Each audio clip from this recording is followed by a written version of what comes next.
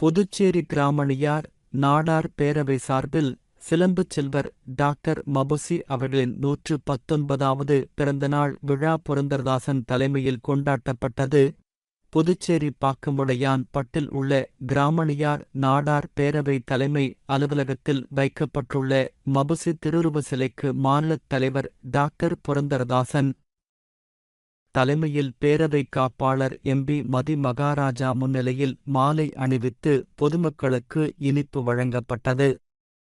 நிகழ்ச்சியில் கௌரவத் தலைவர் ஆனந்த செல்வராஜ், துணைத் தலைவர் கிருபாகரன், ஓம் நடராஜன், துணை பொதுச் செயலாளர் ஆசிரியர் சபாபதி, செயலாளர் கிருஷ்ணன் பாண்டியன், இணைச் செயலாளர் கவிஞர் கலைமணி, பொருளாளர் மனேகரன், மாநில இணைப் பொருளாளர் குமரன், இந்திரா நகர் ரமேஷ், நெட்டப்பாக்கம் சக்திவேல், காமராஜ் நகர் செல்வம், நந்தா மற்றும் தொகுதி நிர்வாகிகள் கலந்து கொண்டு மாலை அணிவித்து மரியாதை செலுத்தினர்.